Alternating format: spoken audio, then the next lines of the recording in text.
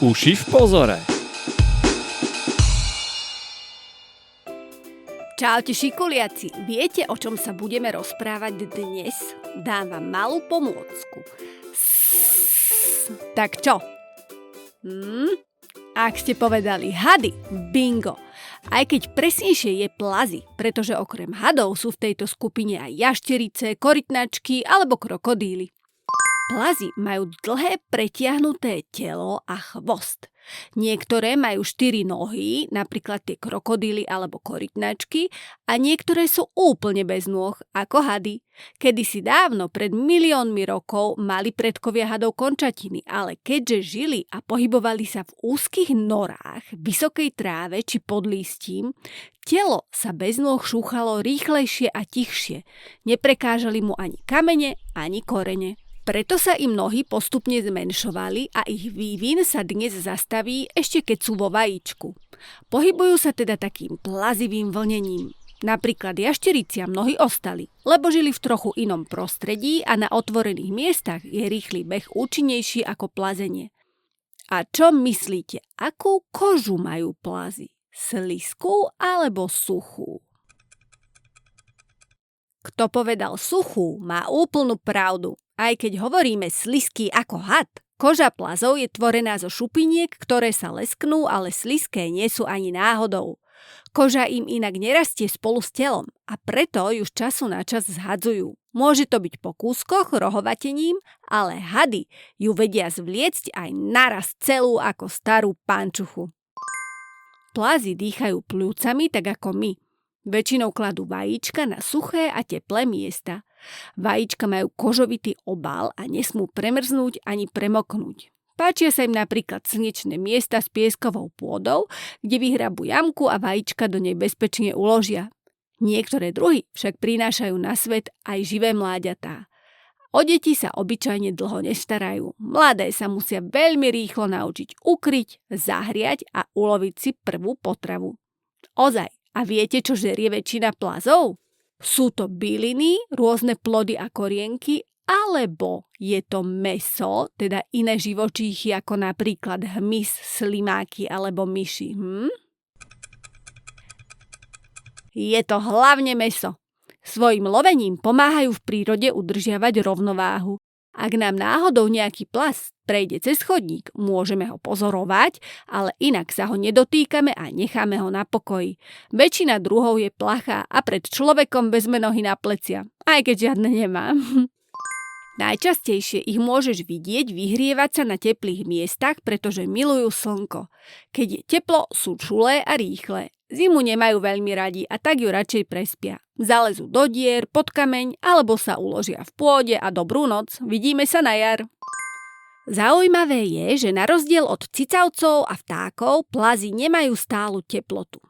No, napríklad aj v porovnaní s ľuďmi. Čo poviete, akú teplotu máme my?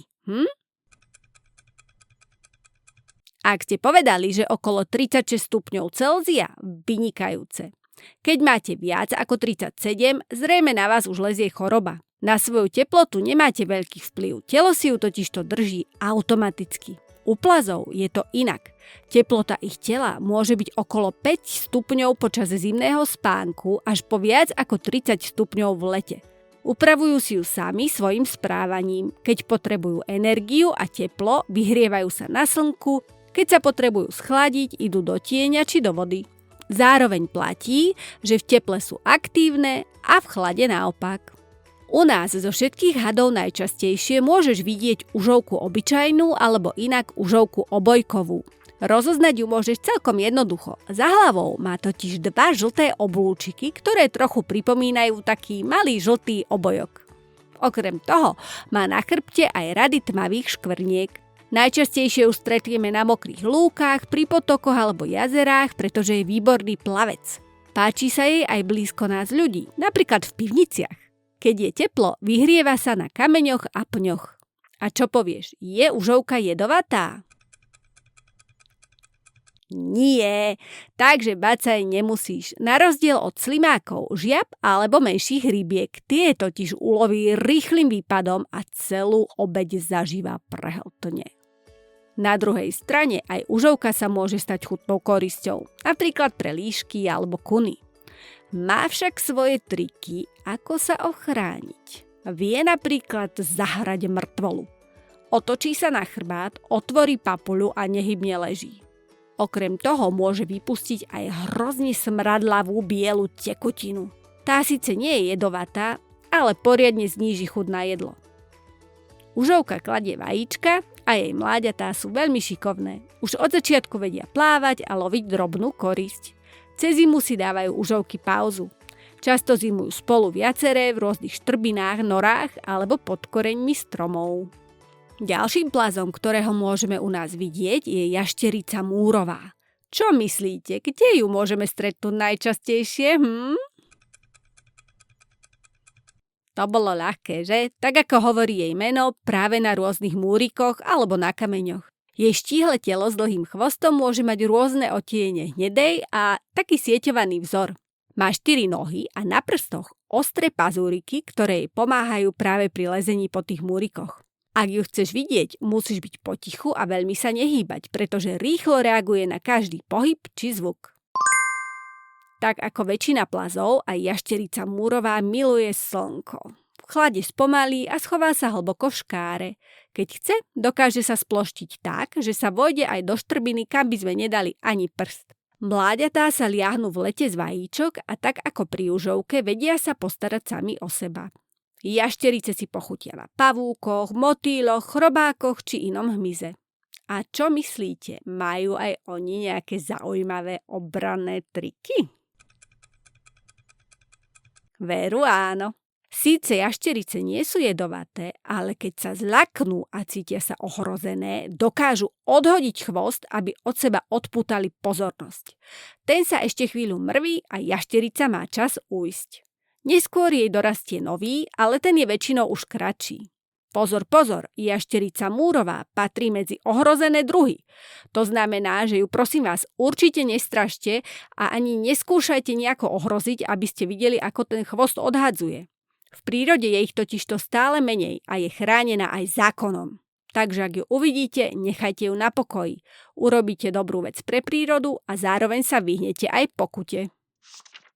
A viete, ako sa volá jediný jedovatý had na Slovensku, ktorý môže byť pre človeka nebezpečný? Začína sa na písmeno V. Vretenica.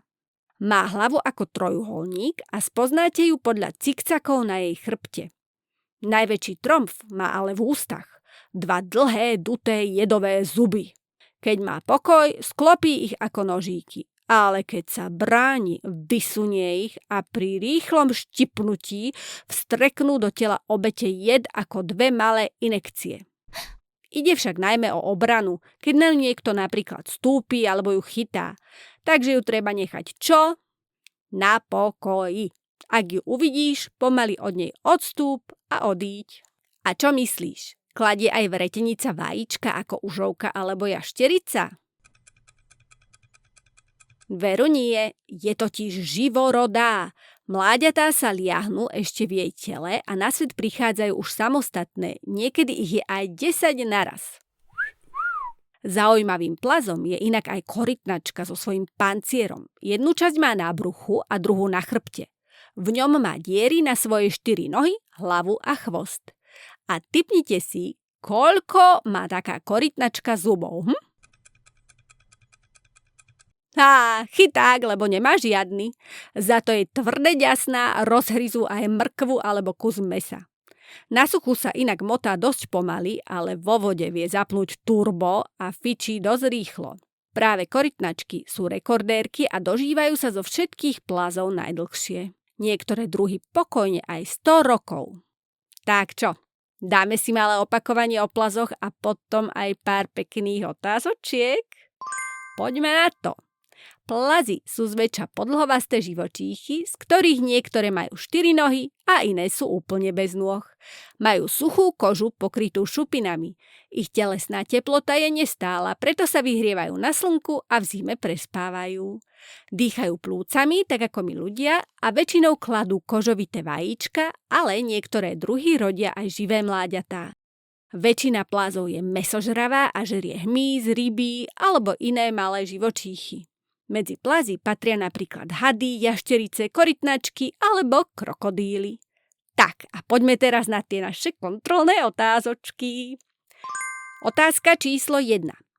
Povedzte áno alebo nie. Žiadny plaz nemá nohy. Je to pravda? Nie, niektoré nohy majú, napríklad krokodíl alebo jašterica múrová. Ako sa volá jediný pre človeka nebezpečný jedovatý had na Slovensku? Vretenica. Väčšina plazov je dravá a žerie iné menšie živočíchy. Áno alebo nie? Áno, žerú všeličo podľa svojej veľkosti. Chrobáky, rybky, žaby, myši. Ďalšia otázka. Plazy sú nebezpečné a treba ich zabíjať. Áno alebo nie? Nie, naopak, niektoré sú vyslovene chránené. Pekne ich nechaj na pokoji. Hady majú slizkú kožu. Áno alebo nie? Nie, je to naopak, majú suché šupiny. Užovka sa vie zahrať na mŕtvu. Áno alebo nie? Áno. Plazy milujú zimu a hranie sa v snehu. Áno alebo nie? Nie, naopak milujú teplo a v zime väčšina z nich spí. No tak čo? Bolo to bez chybičky? Ak áno, gratulácie. Ak náhodou nie, vôbec nevadí. Pusti si túto časť ešte raz a určite to zvládneš. Zatiaľ zdáreček. Toto boli Uši v pozore. Ak chceš vedieť viac, pusti si ďalšie časti. Nájdeš ich na Spotify, Apple podcastoch, rôznych ďalších podcastových platformách a takisto na YouTube. Stačí zadať Uši v pozore a môžeš počúvať ďalej.